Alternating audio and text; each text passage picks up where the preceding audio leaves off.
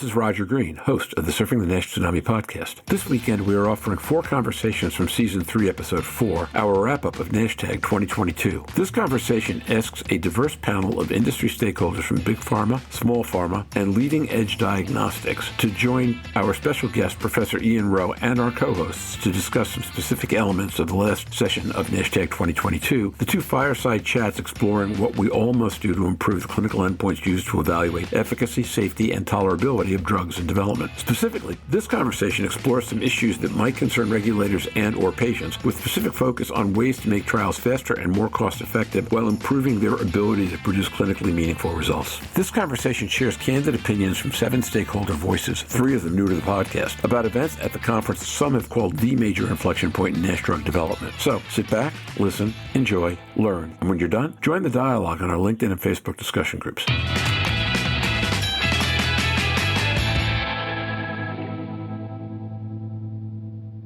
Erin Quirk.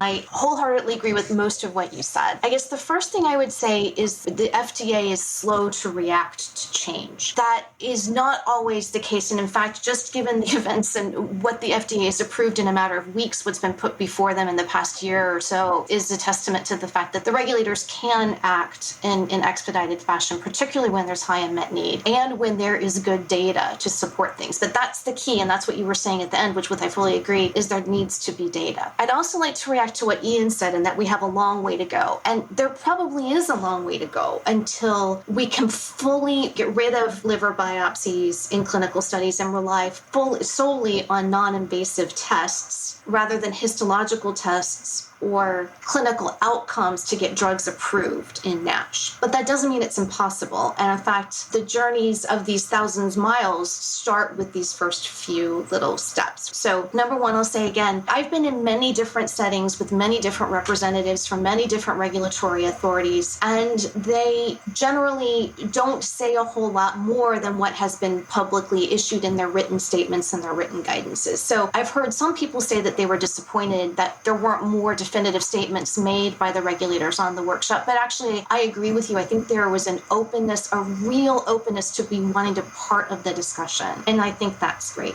Involving the community more in that discussion is critical because the regulators are there to serve the public health, right? And so I think if we have these workshops in the future at NASH-TAG, I would love to see community and patient representatives on the panels, not just in the audience making commentary at the microphone, but on the panels themselves, because that's a critical point. It's the patient's disease after all. What we can start doing, though, is generating the data sets. And let's go back to something that Dr. Toerner mentioned several times during the panel, and that is the example set in the HIV field in the 1990s. And that's something I know quite a bit about, having worked in that space for many years and being an HIV specialist in a former life. So, the first drug for HIV was zidovudine. The papers were published in the late 80s, and I think the drug was approved in 1990. And then there were a whole bunch of other drugs that were approved in the same class, but they stopped working because the virus got resistant. And it wasn't until the onset of protease inhibitors and we figured out it's all about the virus stupid, and we started combining multiple mechanisms that we were able to get people to live longer in the mid-90s. And then it was in the late 90s that HIV viral load was accepted. So think about that. You have to have effective interventions that move the biomarker so that that change in biomarker can be associated with the clinical benefit, which in this case was surviving, right? Or lack of progression to opportunistic infection, so late-stage disease. So we need to start having effective drugs out there for NASH, is the bottom line. We need to have effective biomarkers for how to measure them, and I think we're getting there. And then it's going to take time to accumulate the data to show that that translates to a clinical benefit. So yes, Ian, I do think it will be some time for those data sets to mature, but if we can start working together and pooling the data that we have, writing these consensus papers, and maybe even changing practice guidelines about how biopsy is used in practice or how the NITs are used even in diagnosis, that can be one of those important very first steps where we can start putting fewer needles in fewer patients' patients' livers. Ian Rowe. Ari, that's really helped me understand a few issues that Dr. Toerner talked about. And I guess a couple of big issues that we face. One is that the natural history is very long. And unfortunately for those patients with HIV/AIDS in the late 80s and early 90s, that wasn't the case, meaning that the time between diagnosis and severe illness was often short, and so that you could see an improvement in prognosis quite quickly. And in the context of cirrhosis, I was reflecting on the guidance from the FDA that they were all to be endpoint-driven studies. And I'm now wondering a bit, based on what Vlad said in the meeting, whether that guidance is, from a company perspective, a disincentive to doing studies in the patients who've got the greatest need, because where there's no potential for early approval, you're embarking on a study of uncertain duration, and where there's very little evidence about whether you can really prevent people progressing to the point of decompensation. And that makes me wonder whether influencing that guidance by sharing non-invasive test data, and potentially introducing an approvable surrogates in subpart H in the first instance might actually be useful. And in general, I'm not a massive fan of unapproved surrogates because they can get us into difficulty, but do wonder now whether in that population who really is at the greatest need of treatment and where there are still relatively few studies, that is somewhere where we could really influence the agency. Amy Articolo. I heard a very clear request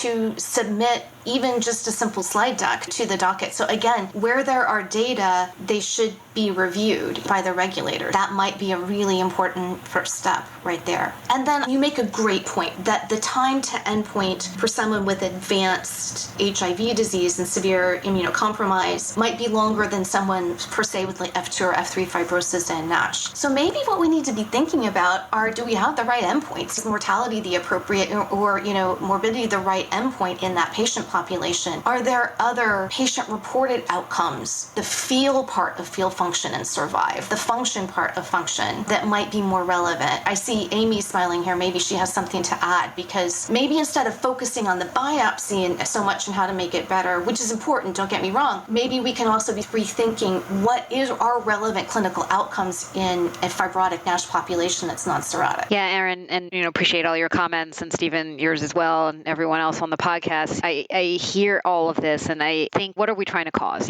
Getting back to the why it matters, what is it, and how are we going to do it? And what are we trying to cause? We're really trying to impact patients' lives. I like to put it in the function and feel, because it resonates both as a physician that treated so many patients and as well as in the role today and working with all of you. So if that's the case, looking at what exactly we're trying to cause will be exceedingly important, especially when we collectively work with regulatory bodies and patient advocates, in the sense of really understanding as we are embarking on this work, right? This force, if you will. And a couple of years from now, we'll look back at this moment in time and say, this was the moment of change that really started driving us to be that force. When we think about the patient's perspective, they don't want to be told after years of being said, well, your LFTs are a little high, or you should lose weight, or you should be exercising more. And we really don't have great guidance of how to do that either, outside of what we know. Then they're told they have cirrhosis. Then they're told that their liver's in bad shape, or even worse, that they might need a transplant or palliative care. So how do we think about this from the patient perspective, and what's really going to happen in clinical practice, in the sense of, are they going to really be told as patients that they need biopsies once, twice, maybe 3 times a year, depending on the therapeutic and what could come to market? That's not reality, right? So when I see everybody collectively nodding their heads, because, if I was in the shoes of a patient, someone told me that, I'd probably go, you know what? No thanks. So we collectively really want to focus on what are we trying to drive here and how are we going to do it? And I was,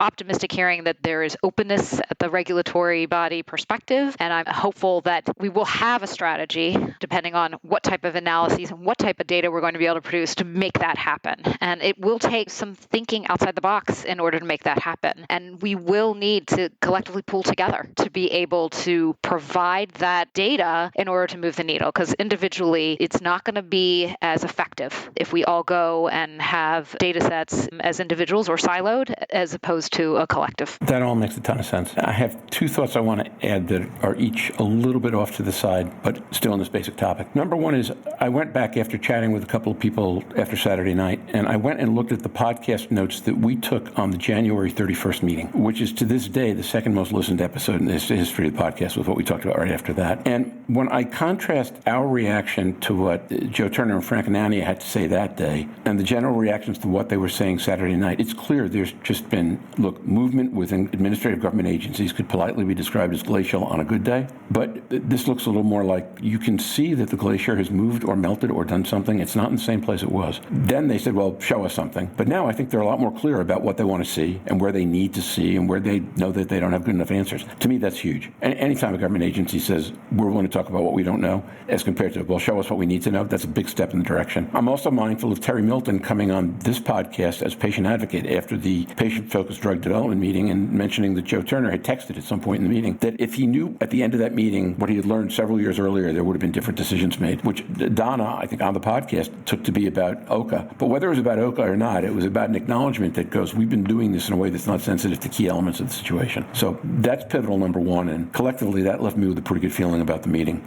Number two, one of the things Stephen has been persuading me of over the last just couple, 3 weeks, but I think it's important, is that there's the result at the end, and then there's what do we do at the beginning in the context of screen fail rates and economics. We were talking about this yesterday, but it was only the four of us, so I'll share it with you guys and whoever else listens. When you talk about a screen fail rate dropping from 80% to 50%, if you flip those numbers, you're talking about an acceptance rate that goes from 20% to 50%, which means you were accepting 2.5 times as many patients. And that even feels bigger to me than 80 to 50. And in fact, it is bigger. And economically, it's way bigger. So to the degree that there's openness at the beginning to look at the role of NITs so that we can do that 80 to 50 thing or even go lower than that, then that makes the economics of trials, the ability to develop data quickly, the willingness to take risks, all that stuff changes because the cost of doing it changes. And then if at the same time we're working on the back end, it feels to me kind of like a pincer movement. Stephen, I don't use a lot of military analogies, but I'll go with this one. It feels to me like a pincer movement. We're kind of flanking on both sides, at the beginning and at the end. Stephen Harrison. Let me just tag onto that because I don't feel like it's gotten the justice that it needs to have, and that is anybody enrolling NASH trials right now, and you're looking at histopathology and you're incorporating MRI or some sort of mid-term assessment. In other words, to screen patients in, we go through labs, MRI, and biopsy. You're looking at screen fail rates of north of 80%. I don't care who you are, that is cost prohibitive. And in the setting of that, you also have incredible extensions of timelines to enroll patients into the study. So we need to be mindful of that. And if we're going to continue to generate interest from investors and pharma in the field of NASH, look, we still have a long way to go. We haven't even really touched the iceberg on combination therapies. So we need to be mindful of enriching patients for enrollment into these trials. And I've spent the past decade looking at pre-screen strategy to enhance enrollment. And we had a pretty good handle on it until we went and changed the paradigm on reading histopathology from a single pathologist to multiple pathologists. And we showed you the data on what that means relative to screen fail rates. It rises dramatically. So we have to get to a point where we can bring that screen fail rate back down. In the setting of having to look at histopathology, the provocative data that I think was presented here was do something simple like just look at more liver tissue. You're already collecting it. Why are you leaving most of it in a block? Look at it and help that drive your inclusion criteria. And at the end of the day, you should see an effect on placebo response rate. I mean, I was struck when I was putting those slides together that you can look at the SEMA data and you can look at the lanifibranor data and you can look at the fibrosis endpoint. And the response to the high dose for both drugs was exactly the same. One hit stat sig and one didn't because of the placebo response. And that's exactly the same thing we saw with elafibranor and obeticholic acid. So there's a huge thing with this placebo response that's variable, and it's not necessarily driven by improving lifestyle in the placebo cohort. So that's another big part of this that I think is worthy of reflection on coming out of NASH-TAG. Louise Campbell. Can I just ask, it's just quickly as something to Stephen was saying, there was a lot of talk last year about platform trials and combining the placebo arm to be able to use that. Is that where there could be a strength so that everybody is compared to the same placebo arm, if I understand platform trials better? Look, it could be. The problem is there's just some issues relative to platform trials, probably more than we have time to get into here. But until we can have a better understanding of the role of nutrition in placebo response, the role of the natural history of the placebo, and then the role of the heterogeneity of the liver biopsy in placebo, it's hard to really understand what that's going to be and how a platform trial could potentially improve on that. And now, back to Roger. We hope you've enjoyed this recording. If you have any questions or comments about the content of this conversation or the entire episode, please send an email to questions@surfingnash.com. We'll be back next week with another stimulating conversation. Don't be surprised if it relates in some way to Martin Luther King Day. Until then, keep your distance, mask up, so you can stay safe and surf on, and we can see you soon on the Surfing NASH Tsunami podcast. Bye-bye now.